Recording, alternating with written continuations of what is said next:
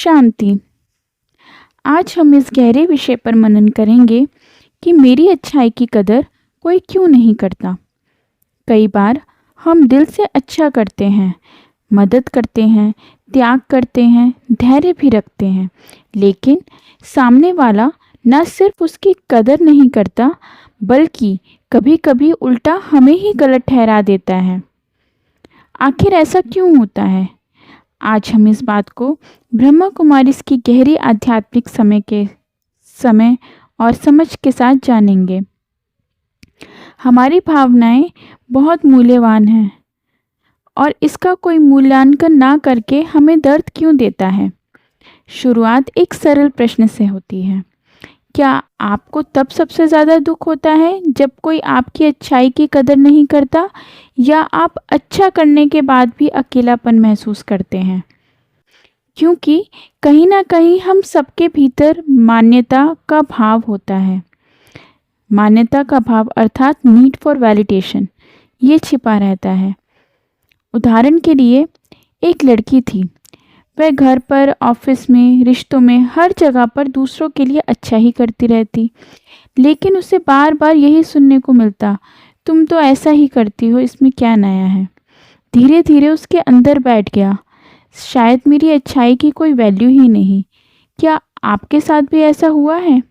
यह दर्द इसलिए होता है क्योंकि हमने अपनी अच्छाई का आधार दूसरों की प्रतिक्रिया पर रखा है।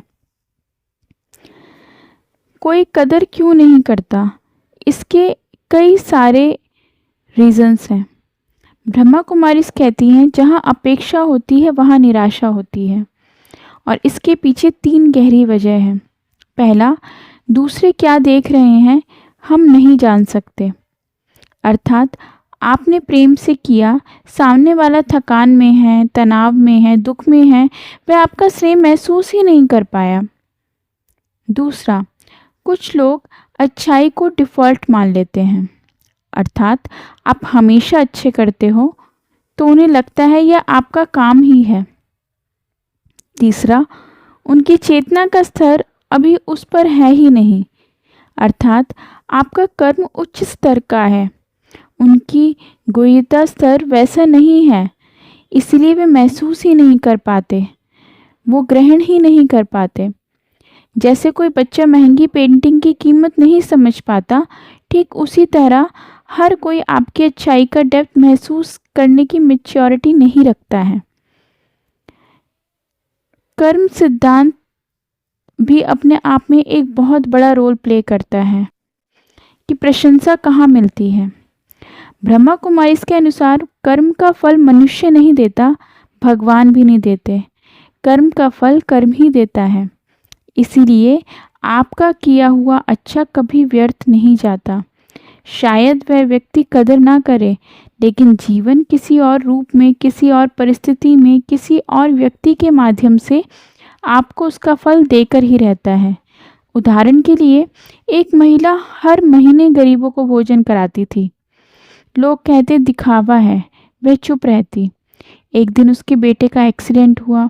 अस्पताल जाने वाली कार में उसे एक ऐसी महिला मिली जिसने उसी को पहचाना और कहा, आपने मेरे बच्चे को कई बार खाना खिलाया है, आइए मैं आपकी मदद करती हूँ। अच्छाई का फल वैसे नहीं मिलता जैसा हम देते हैं, लेकिन कहीं ना कहीं से अवश्य मिलता ज़रूर है। प्रशंसा का वास्तविक अर्थ बदलता है जीवन। अर्थात आप सोचते हैं, मुझे अप्रिसिएशन क्यों नहीं मिली, किसी ने मेरी प्रशंसा क्यों नहीं की। लेकिन ब्रह्मा कुमारी कहती है, प्रशंसा का असली स्रोत भीतर है। 3 चीज़ें जब बदलती हैं तभी जीवन हल्का होता है।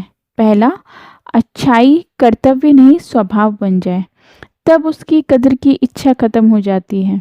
दूसरा, कर्म करते समय फल की इच्छा ना रखें, तभी मन शांत रहता है। तीसरा, साक्षी बनकर अच्छा करें, तब कदर ना मिलने पर भी दर्द नहीं होता। एक सूफी संत के शब्द हैं, अच्छाई नदी की तरह बहाओ, किसे कितना मिला गिनने मत बैठो। और अगली बात है कि मान्यता के बिना जीवन जीना सीखें। ये ब्रह्मा कुमारी के 5 अभ्यास हैं। पहला, मैं आत्मा हूँ, यह मेरा स्वभाव है। हर सुबह 10 मिनट यह स्मृति पकड़ें, मैं शांत प्रेमवान आत्मा हूँ, मेरा स्वभाव ही अच्छाई है। ऐसा करने से किसी की प्रतिक्रिया कमज़ोर नहीं करती। दूसरा है डिटैच्ड इन्वॉल्वमेंट। इसका अर्थ है कार्य में 100% करो अपनी तरफ से, पर परिणाम से 0% जुड़े रहो, अर्थात परिणाम का ध्यान आपके अंदर ना रहे। तीसरी प्रैक्टिस है डायरी ऑफ गुडनेस, अर्थात रोज़ 3 अच्छी बातें लिखें जो आपने की हों। धीरे धीरे मन बाहरी प्रशंसा से मुक्त हो जाएगा। और चौथा अभ्यास है एप्रिसिएशन को स्वयं को देना सीखें, अर्थात दूसरे ना दें तो क्या हुआ, आप खुद को दें। मैंने आज अच्छा किया, मैंने आज धैर्य रखा, मैंने सहयोग दिया। ऐसे करने से आत्मसम्मान बढ़ता है। पांचवी प्रैक्टिस है साइलेंस की प्रैक्टिस, अर्थात रोज़ 5 मिनट सिर्फ यह विचार करें, मैंने अच्छा किया और यही मेरे लिए पर्याप्त है। यह मन की थकान समाप्त कर देता है। अच्छाई की कद्र कोई करे न करे, ब्रह्मांड ज़रूर करता है। अब हम अंत में एक बहुत सुंदर समझ रखते हैं। अच्छाई कभी खोती नहीं, वह हमारे भाग्य के रूप में लौटती है। कोई कद्र ना करे, ज़रूरी नहीं, यूनिवर्स कद्र करता है, आपका कर्म कद्र करता है, आपका भविष्य कद्र करता है।